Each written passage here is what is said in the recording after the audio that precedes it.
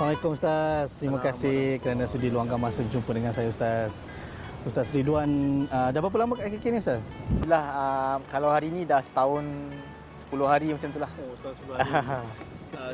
Saya sembang dengan Ustaz kata kali pertama datang Kota Kinabalu Ustaz. Betul. Masa bertugas ni baru dapat peluang untuk pergi ke KK. Masa bertugas baru dapat datang ke KK. Sebelum tu tak pernah. Macam mana pandangan Ustaz tentang Kota Kinabalu ni Ustaz? Alhamdulillah seronok. Banyak benda-benda yang kita terkejut datang sini sebab sebelum ni tak ada maklumat tentang KK. Okey. Lepas tu bila datang sini subhanallah banyak tempat-tempat cantik dan KK pun bandar yang tepi pantai dan bandar dia pun besar. Banyak fasiliti alhamdulillah. Jadi Ustaz, tujuan pertubuhan ilmuwan Malaysia datang ke sini ni boleh ceritakan sikit apa peranan ilmuwan di KK ni Ustaz? Okey, alhamdulillah. Seperti mana objektif penubuhan kita di Semenanjung, kita adalah nak mempromosikan budaya hidup Islam, mengikut Al-Quran dan Sunnah yang sahih. Okay. Tapi dengan pendekatan yang lebih moden lah, yang mudah diterima oleh masyarakat insya-Allah. Fokus pada orang Ustaz, maknanya fokus pada orang-orang muda ke macam mana? Banyak fokus utama pada orang muda lah. Okey. Ada menganjurkan kelas ke macam mana? Alhamdulillah setakat hari ni kalau di sebelah pantai timur di Lat Datu kita dah ada 3 kali daurah. Daurah satu hari sama dengan ustaz-ustaz dari Kuala Lumpur. InsyaAllah yang kali ketiga ni bulan Ogos ni lah. Bulan Ogos insyaAllah.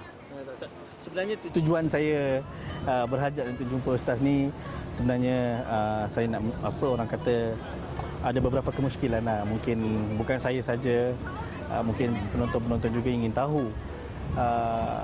Kita tahu bulan Ramadan ini bulan mulia paling suci dalam kalender Islam. Ibadah berpuasa, solat tarawih itu adalah orang kata perkara yang diketahui umum untuk mendapatkan pahala yang lebih pada bulan Ramadan. Namun apa lagi Ustaz amalan-amalan yang baik untuk kita lakukan pada bulan Ramadan Ustaz? Okey. Kalau kita buka sejarah sirah ulama-ulama zaman dulu, ulama salafus saleh.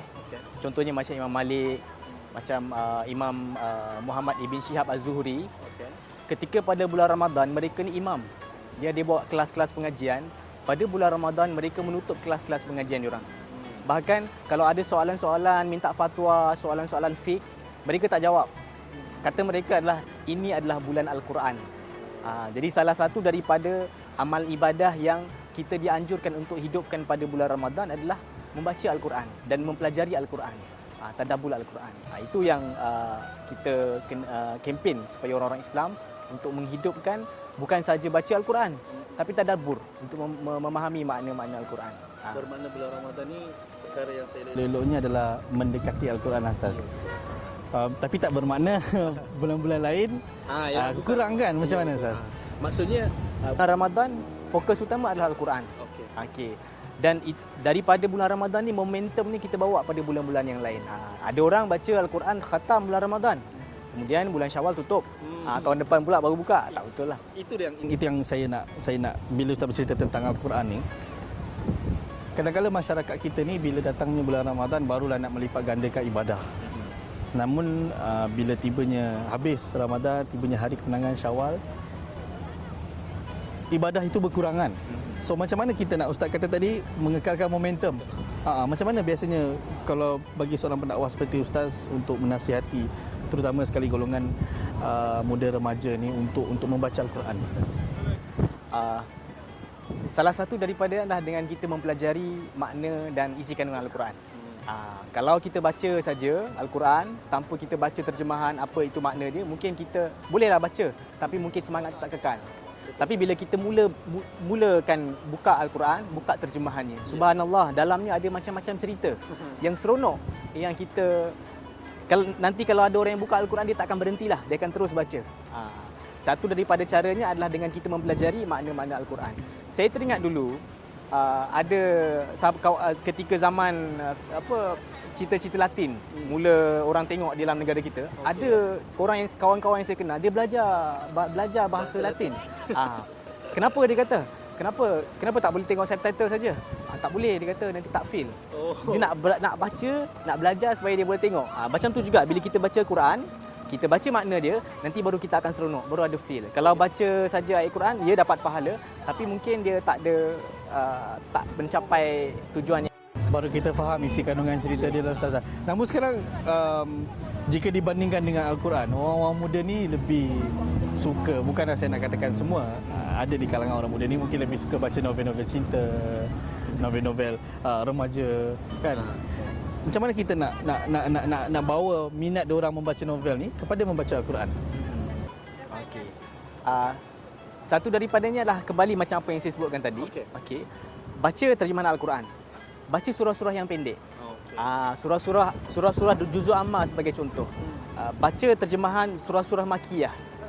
Sebab Al-Quran mula-mula diturunkan, Aisyah dalam hadis Muslim sebut, Al-Quran itu mula-mula diturunkan adalah surah-surah yang pendek. Kemudian selepas ditanamkan iman dan akidah, baru ayat-ayat yang panjang, ayat tentang riba, ayat-ayat tentang zina itu turun di Mekah, di Madinah. Di Mekah itu surah yang pendek. Dan kalau kita lihat surah-surah juzuk amma sebagai contoh, ada banyak kisah-kisah tentang alam, tentang haiwan-haiwan. Kita duduk tepi pantai ni kan, Allah ceritakan. Berapa banyak Al-Quran Allah ceritakan tentang Allah menundukkan laut. Siapa yang memberikan kapal-kapal itu berlayar. Dan Nabi Sulaiman pernah mengutus jin untuk menyelam ke dasar laut untuk mencarikan harta bagi pihak Nabi Sulaiman.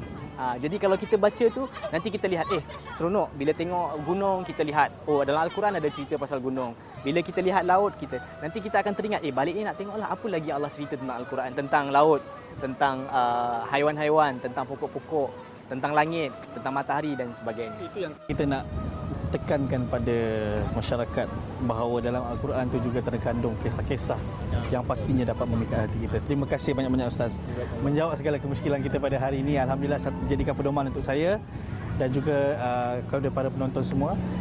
Saya harap kita dapat berjumpa lagi. InsyaAllah kita berkongsi lagi berbagai jenis fakta lain. Terima kasih banyak Ustaz. Kita jumpa lagi.